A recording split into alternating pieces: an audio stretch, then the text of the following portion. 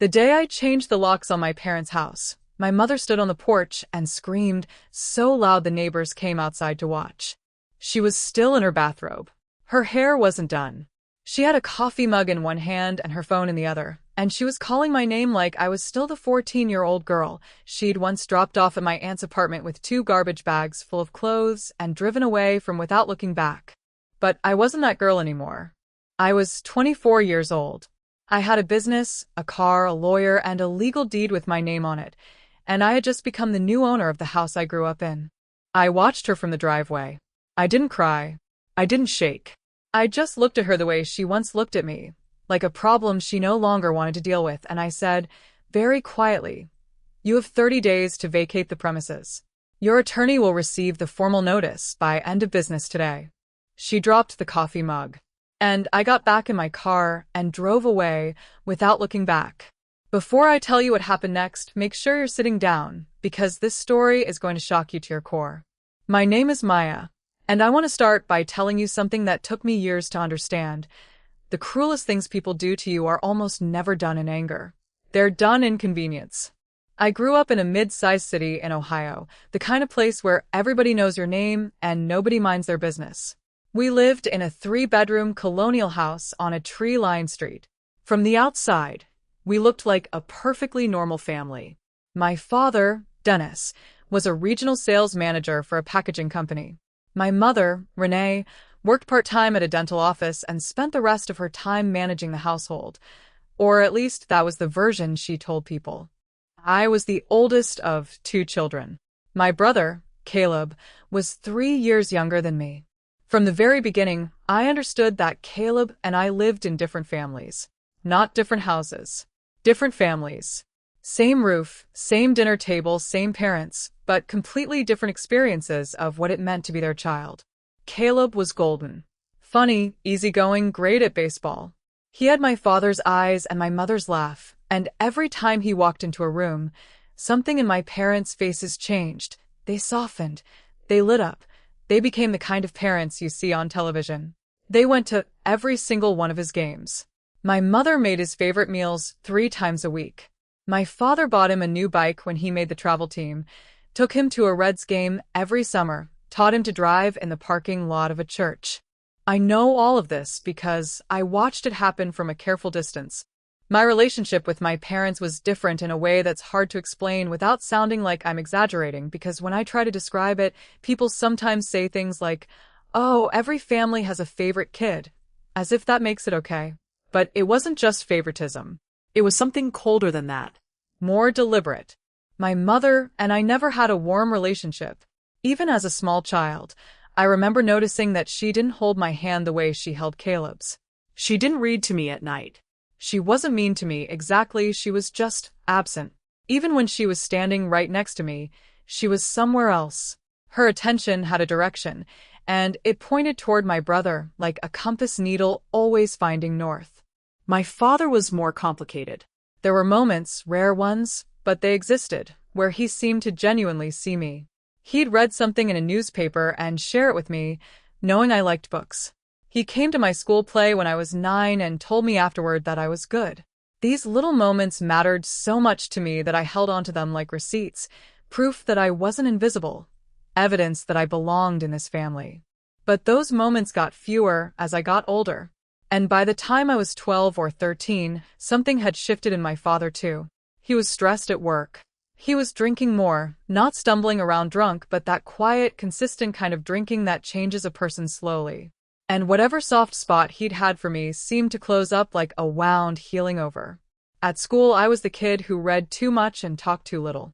I was good at everything academic, but I was awkward socially, and I knew it. I had one close friend, a girl named Priya, who lived 2 streets over and whose parents thought I was the most polite child they'd ever met. I spent a lot of weekends at her house.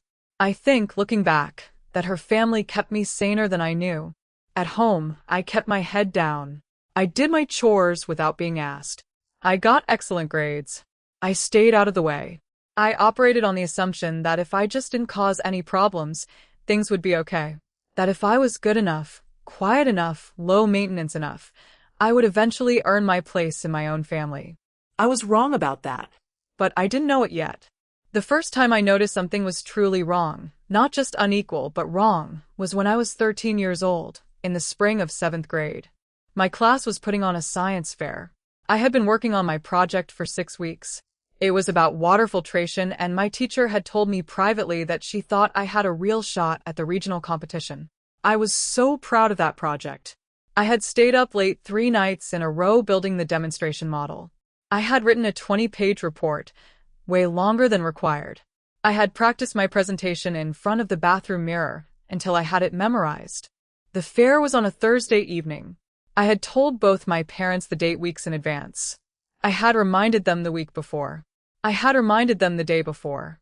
My mother had said, "We'll try," which I knew even then was a bad sign. My father had said, "We'll see," which was worse. They didn't come. My teacher, Mrs. Patterson, won first place with her class project for the 4th year in a row, and I won second place overall and a spot in the regional competition. I stood in front of my board with my ribbon and looked at the door every time it opened, hoping. They never walked through it. Priya's parents took pictures of me with my ribbon and printed one out and gave it to me in a little frame. I still have it somewhere. I kept it hidden under my mattress for years because I didn't want my mother to see it and have to explain who'd taken it. That night, I got home and my parents were watching television. My father asked how it went. I said I won second place.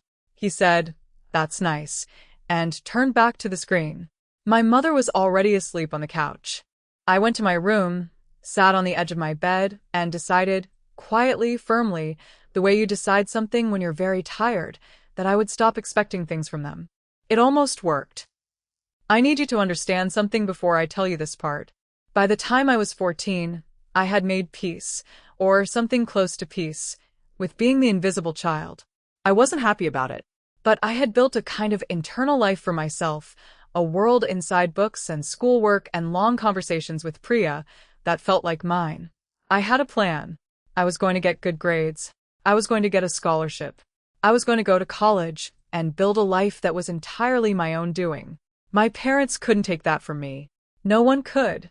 I believed, in the way 14-year-olds believe things, completely and without reservation, that the worst was behind me. I was so wrong. It started in October of my freshman year of high school. My father's company went through a restructuring. He didn't lose his job, but he was demoted, which meant a significant pay cut. The energy in the house changed immediately. My parents fought more, not screaming matches, but those long, low, poisonous arguments that you hear through walls without being able to make out the words. My mother started picking up more hours at the dental office. My father started coming home later. Caleb and I were told that things were tight. We understood. I started saving the small amounts of money I made babysitting the neighbors' kids, putting it in an envelope I kept in my sock drawer. I didn't know what I was saving for exactly. I just felt like I should. In November, my Aunt Karen, my mother's younger sister, called our house. This was unusual. She and my mother had always had a complicated relationship. Aunt Karen lived alone in a one-bedroom apartment in a city about 40 minutes away. She was quieter than my mother, steadier, the kind of person who sent birthday cards on the actual birthday and remembered what you told her 6 months ago. I liked her. We had never been particularly close, but I liked her. My mother took the call in the kitchen with the door closed. I was doing homework at the dining room table, and I wasn't trying to eavesdrop, but our house was not well insulated and my mother's voice carried when she was upset. I heard fragments. "Money just for a while, she's old enough, it would help." I didn't understand what they were talking about.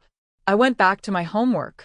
3 days later, my parents called me into the living room after dinner.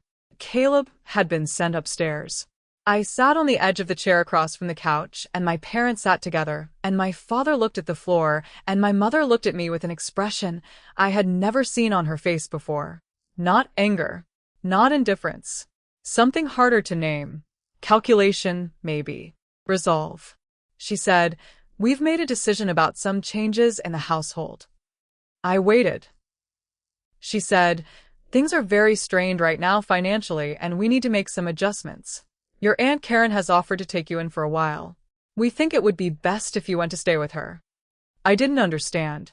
I genuinely did not understand what she was saying. I said, "What do you mean, stay with her? For how long?"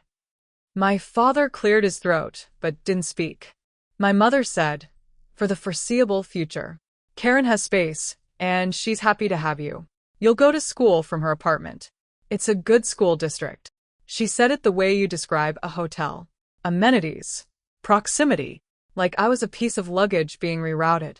I said, "You're sending me away?" She said, "We're making a practical decision." I looked at my father. I remember this so clearly. I looked directly at him and waited for him to say something. To contradict her. To tell me this was a misunderstanding. He was looking at a spot somewhere to the left of my ear. He didn't meet my eyes. I said, "What about Caleb?" My mother said, "Caleb is staying here." And there it was, right there in the open. After years of half-understood inequality and small cruelties and careful invisibility, there it was, the full truth of what I was to them. Not the child they'd sacrifice anything for. The child they'd sacrifice. I said, very quietly, "I don't want to go." My mother said, "It's already been decided." I want to pause here and tell you something about that moment, because I've thought about it so many times in the years since. I didn't cry. I didn't argue. I didn't throw anything or slam a door. I was 14 years old, and I had just been told by my parents that I was the expendable one, and something in me, some younger, softer, still hopeful part of me, went very quiet, like a pilot light going out. I went upstairs. I sat in my room. I looked at my bookshelf and my ribbons and my things, and I thought, okay. I know what I am now. They gave me a week to pack. A week. Like I was a tenant who'd been served notice. I packed what I could fit in 2 garbage bags. My books, my clothes, my schoolwork, the framed picture of me with my science fair ribbon. I left everything else. My furniture, my posters, the little ceramic elephant I'd had since I was 6 that sat on my windowsill. I left it all, on purpose, because I didn't want them to have the satisfaction of thinking I needed to take things with me. On a Saturday morning in November, my father loaded my 2 bags into the trunk of his car and drove me to Aunt Karen's apartment in complete silence. When we pulled up in front of her building, he got out and took my bags from the trunk and set them on the sidewalk. I got out of the car. He looked at me for a moment, and I genuinely thought he was going to say something. Something real. Something that would make this make sense. He said, "Be good for Karen." And he got back in the car and drove away. Aunt Karen was standing in the doorway of her building. She looked like she might cry. She put her arms around me right there on the sidewalk and held on, and she said into my hair, "I'm sorry, baby. I'm so sorry. You're going to be okay. I promise you are going to be okay." I believed her. Not because I was sure she was right, but because I had no other option. That was bad enough. But there's more, and this is the part that I didn't find out until years later, and when I did, it changed everything I thought I understood about what had happened to me. About 6 months after I moved in with Aunt Karen, she sat me down and told me something. She told me that when my mother had called her and asked her to take me in, she had offered to help in other ways, to send money, to help with groceries, to contribute to the household, so that I didn't have to be uprooted. My mother had declined. When Aunt Karen pressed her and asked why she didn't want that solution, my mother had said, and Karen told me this word for word, because it was not the kind of thing she could forget, "It's not about the money, Karen. Maya is just a lot." A lot. That was the reason. That was the whole reason. Not money. Me. I was too much. I was the inconvenience. I was the child they didn't want enough to keep. And then, because there's a third shock to this part of the story and I need you to hear it, when I was 17 years old, accidentally discovered that my father had received a company bonus just 2 months after sending me away. A significant one. Enough that they could have managed. Enough that I never needed to go anywhere. They didn't bring me back.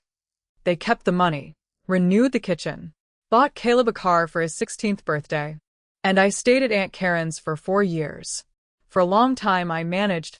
That is the word I would use for what I did during those years. Managed. I didn't thrive. I didn't heal. I managed. I got up. I went to school. I came home to Aunt Karen's little apartment. I did my homework at the kitchen table while she watched her shows in the next room, and I managed. Aunt Karen was a good woman. She did everything she could with what she had. She made sure I had meals and clean clothes and a quiet place to study. She came to my school events. She was proud of me in a way that felt genuine and uncomplicated, and I was grateful for it. But she was not my mother. Her apartment was not my home.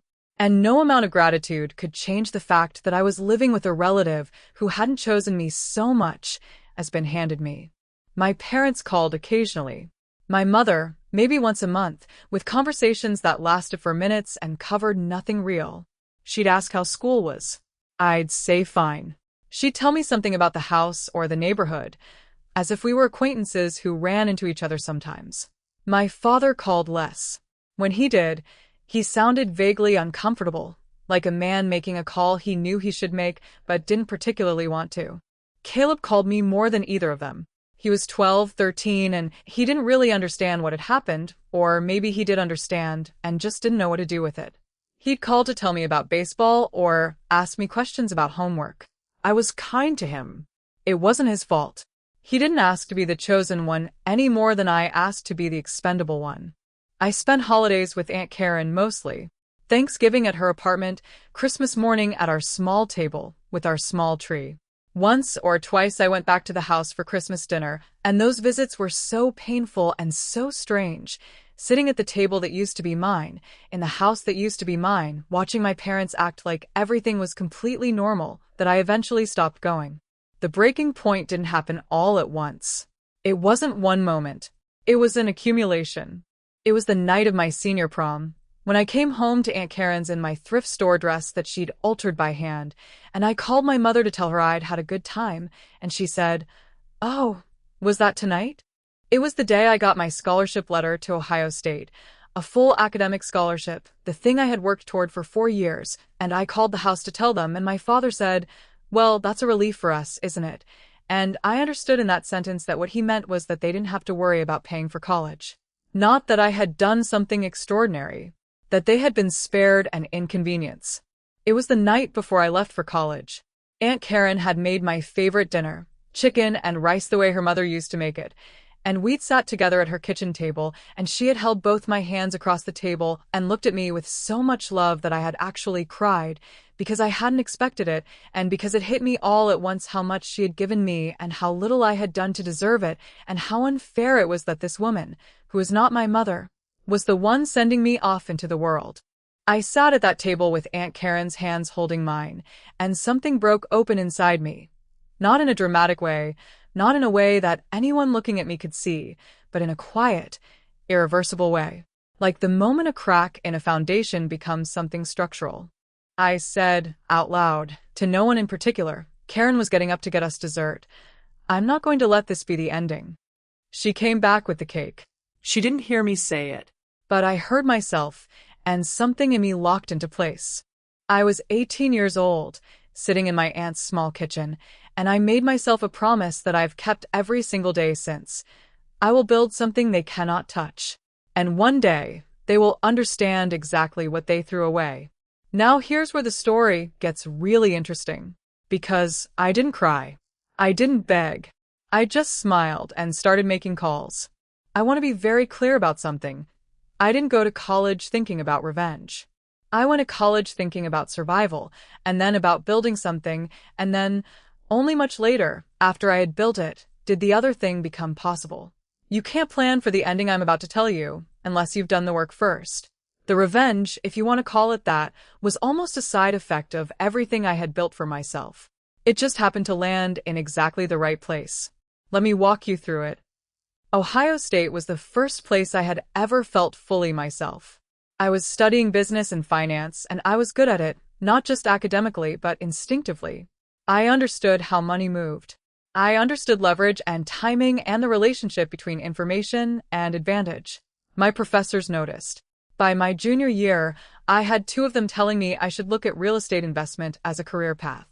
In the summers, I worked, not coffee shop jobs, though I did those too. I worked for a property management company, started at the front desk, moved into admin, moved into leasing. I learned what made a property valuable. I learned how to read a rental market. I learned how to spot a deal that other people had missed. I also did something else. Every month from the first paycheck of my first real job, I put money away. Not a lot. At first it was $30, then $50, then more as I earned more. I had a separate account that I thought of as my foundation account. My aunt thought I was saving for emergencies. I was saving for something more specific than that, though I didn't say so.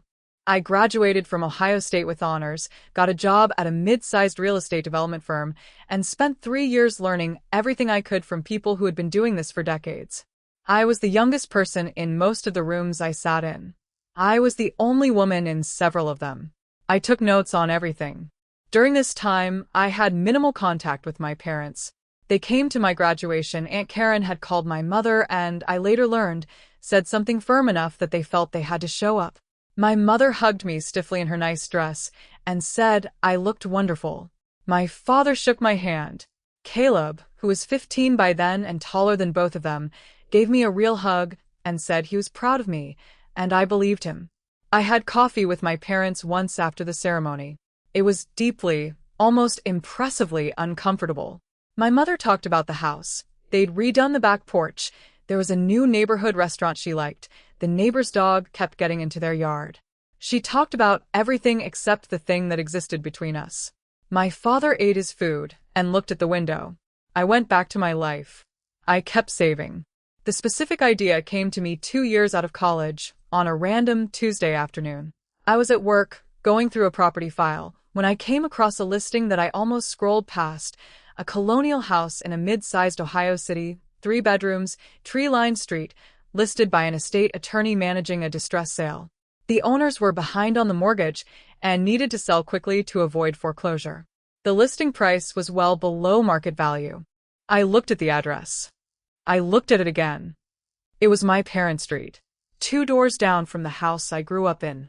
Not their house, but 2 doors down. Something cold and very clear moved through me. I got on Google Maps. I looked at the street. And then, on a hunch that I cannot fully explain except as instinct sharpened by years of learning how to read a market, I opened the county property records and looked up my parents' house. What I found there made me sit very still for a long time. My parents' mortgage was underwater. They had refinanced 3 times in 10 years, each time pulling equity out of the house. They were behind on their payments, not catastrophically, not yet, but the record was clear to anyone who knew how to read it. They were in trouble. The kind of trouble that gets worse before it gets better, especially for people who are in their late 50s with no savings cushion and a lifestyle built on credit. I sat at my desk and I thought about that conversation at Aunt Karen's kitchen table. I'm not going to let this be the ending. I thought about my father loading my bags into a trunk, about my mother saying I was a lot, about the bonus he'd received 2 months after sending me away, about Caleb's car, about the kitchen renovation, about every phone call that lasted 4 minutes and covered nothing real. And I thought, how much time do I need? I ran the numbers. I looked at the trajectory of their financial situation, the rate at which it was deteriorating, the amount I had in my foundation account, my capacity to get financing. I made a projection, conservative, precise, the way my finance professors had taught me. 18 months. Maybe 2 years. I called Aunt Karen that night. I told her everything, the property records, the numbers, the idea I had forming in my mind. She was very quiet for a long moment and then she said, "Maya, baby, are you sure?" And I said, "Yes, I am completely sure." And she said, "Then I want in. I have some savings. I want to be part of this." I almost cried when she said that. Almost. But I didn't. Because I had work to do. I started quietly, methodically.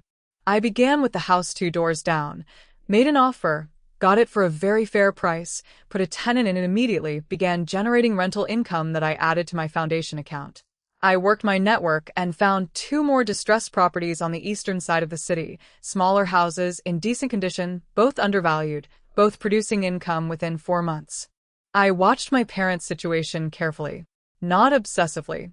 The way you watch weather when you're planning something that depends on conditions being right. Patient. Clear-eyed. Ready. 14 months in, they listed the house. Not because they wanted to, because they had to. The foreclosure process had begun, and their only way out was a voluntary sale. I know this because I had very quietly developed a relationship with the listing broker, not close enough to be inappropriate, but close enough to understand what was happening on the seller's side. The listing price was $247,000, below market because they needed a fast sale. I looked at the number and thought, that's it. That's the number. I called my attorney. I called my mortgage broker. I called Aunt Karen. And then I made an offer. Everything I had planned for months was about to happen in a single moment, and they had absolutely no idea what was coming. The offer went in on a Monday morning through my attorney's office, under my LLC, a company name that gave nothing away. Classic real estate practice. There was nothing unusual about an LLC making an offer on a residential property. Sellers deal with it all the time. The sellers, my parents, countered twice, which was honestly a little funny. They were in a desperate situation, and they still tried to negotiate, the way people do when they don't fully understand how little leverage they have. My attorney handled everything professionally, and we settled on $251,000, slightly above their ask, because I wanted them to feel good about the deal. I wanted them comfortable. I wanted them not asking questions. I did not tell them who was buying the house. My attorney knew. Aunt Karen knew. My closest friend from college, a woman named Danny who had watched me work toward this moment for years, knew. That was it. The closing was scheduled for Friday. I had requested a standard 45-day closing period. Normal. Unremarkable. During those 45 days, my parents began making arrangements to move out. I knew this because I drove by the house once and saw boxes stacked in the front window. I sat in my car for a moment and looked at those boxes. I thought about the ceramic elephant I'd left on my windowsill when I was 14. I thought about Aunt Karen holding my hands across the kitchen table. Then I drove away. I had things to do. I had hired a locksmith to meet me at the property on the day of closing, right after we signed. I had arranged for a formal notice, prepared by my attorney, legally precise, to be hand-delivered to my parents on that same day. The notice informed them that the new owner of the property had no intention of providing a leaseback arrangement and required them to vacate within 30 days, per the terms of the sale agreement. Standard. Legal. Completely by the book. The day of closing arrived on a Friday in April. I wore a black blazer over a white shirt. I wore the same earrings Aunt Karen had given me for my college graduation. I drove to the title company's office and sat across the table from my attorney and the seller's attorney and signed my name on every single document with a hand that did not shake once. The sellers were represented only by their attorney. They were not present at closing, fairly standard for a distressed sale. They didn't know who the buyer was until the deed transferred and the county records were updated, which happened automatically as part of the recording process. I held the keys for a moment in my hand before putting them in my blazer pocket. Just a moment. Just long enough to make it real. Then I drove to my parents' house. My house, now legally, undeniably. I want to tell you what it felt like to pull into that driveway. It felt like something enormous and very quiet. Like the last note of a long piece of music finally resolving. I had driven past this house dozens of times in the years I'd been back in the city. I had never once pulled into the driveway. I parked. I got out. My locksmith's van was already there. I'd texted him from the title company. He was waiting by the front door. I walked up to the front door of the house I grew up in. The house my parents had used as an ATM while I lived in my aunt's one-bedroom apartment. The house they'd renovated with bonus money that could have kept our family intact. The house where my ceramic elephant had sat on my windowsill until I stopped existing to them. I unlocked the door. I walked through. The locksmith got to work on the deadbolts. I stood in the entry hall and looked around. The floors had been refinished since I was a kid. The kitchen was different. They'd redone it, I could see that. There were pictures on the walls that I didn't recognize. Someone's life in this house, just not mine. I walked to the window of what used to be my bedroom. The ceramic elephant was gone, of course. There were curtains I didn't recognize. A bed I'd never slept in. I heard the locksmith finishing up in the front. I heard a car pulling up outside. I heard my mother's voice. She had come home while the van was in the driveway. I think she must have seen it as she turned down the street and assumed something was wrong, because she was out of her car before it had fully stopped moving, still in her bathrobe from a Saturday morning errand, coffee mug in hand. She saw the locksmith. She saw the van.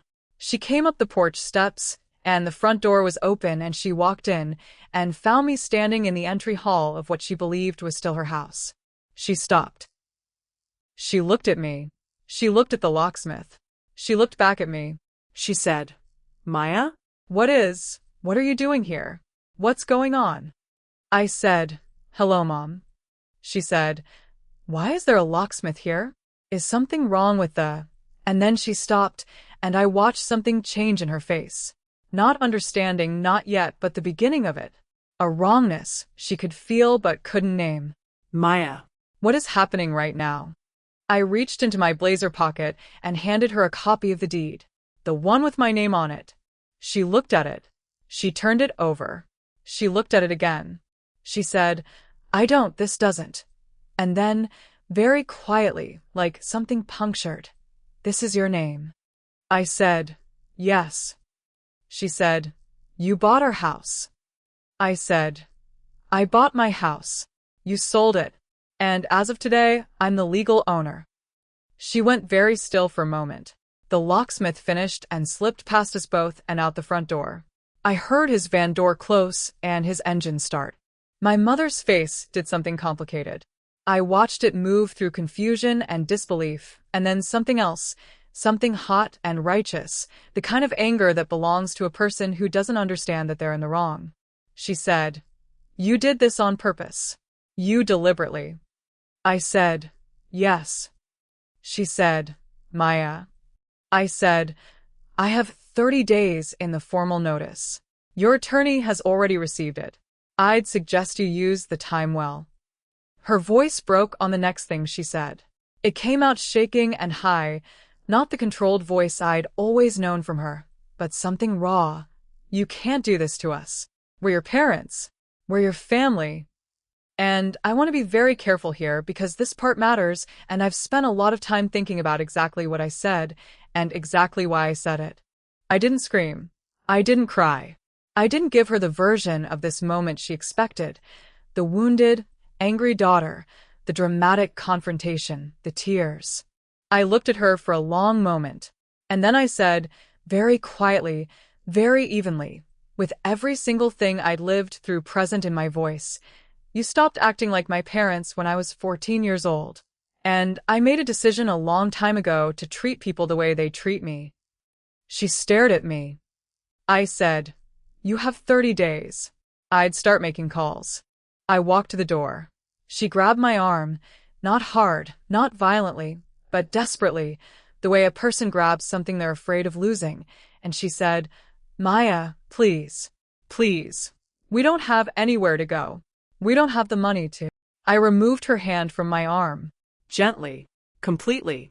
I said, that's not my problem. I walked out of the house. She came onto the porch and she screamed my name, and the neighbors came outside, and I walked to my car, and I put my keys in the ignition, and I thought about being 14 years old on a November sidewalk with 2 garbage bags and a father who drove away without looking back. I backed out of the driveway. I did not look back. The next 48 hours were something I had mentally rehearsed, but which still managed to surprise me. My father called me 11 times that afternoon. I let every single one go to voicemail. At 6 p.m., I listened to the messages in order. The first 3 were angry. How could I do this? This was a betrayal. He couldn't believe I would use money against my own family. The 4th one was quieter.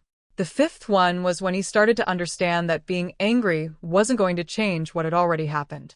By the 8th message, his voice had changed completely. He sounded like a man standing at the edge of something he hadn't seen coming, trying to figure out if there's a way back. The 11th message was just, Maya, please call me back. Please. I did not call back that day. Caleb called me that evening.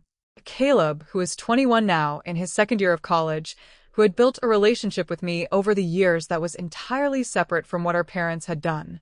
I picked up for Caleb. He said, Maya, what happened? I told him the whole story. Not the buying of the house. He knew that was coming because I had told him 6 months earlier. I'm telling you, Caleb knew. He hadn't said anything to our parents.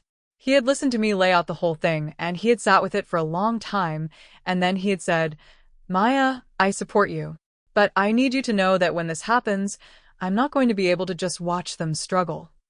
And I had said, I know, and I would never ask you to. Caleb is a good person. This was never about him. So when he called that evening, I didn't owe him an explanation.